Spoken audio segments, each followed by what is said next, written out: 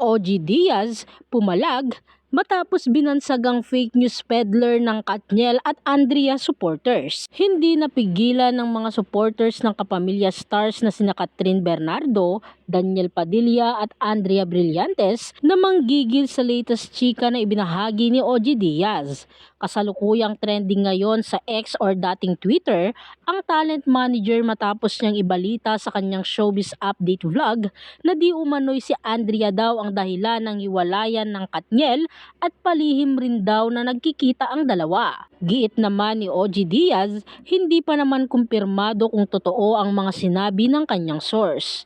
Agad naman nag-react ang mga netizens lalong-lalo na ang mga taga-suporta ng Katniel maging ng young actress na si Blythe. Sa sobrang gigil ng mga ito kay OG Diaz ay binansagan nila ang talent manager ng fake news peddler. Narito nga ang iba't ibang komento mula sa mga netizens. Since the beginning, we wanted to the bigger person. For so long, kahit below the belt. We were told not to engage and endure all the bashing kay Blythe. But now, the management has to do its part. Protect the artists you've been milking for years. OG Diaz, fake news peddler. Just came across that one TikTok vid nung anak mo na babae, OG Diaz, and you're so protective of her. Sinaway mo siya sumayaw sa labas kasi may mga lalaki. So why are you doing this to Andrea and Kat? Why are you setting them up? Confirm but pinablish? For what? For clout? Diyos ko, magsama nga kayo ng baklang kanal na yan, napakatangang mag-isip.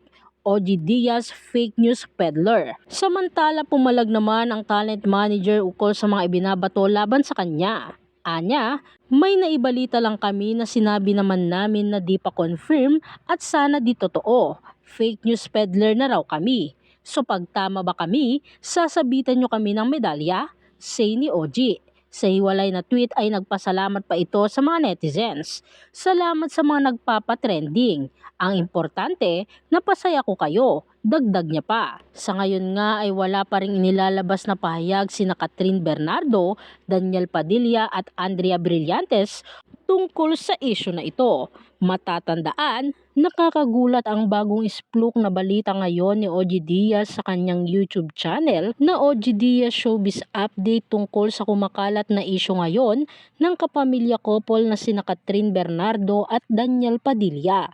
Narito nga ang naging usapan ni OG Diaz at co-host nitong si Mama Loy.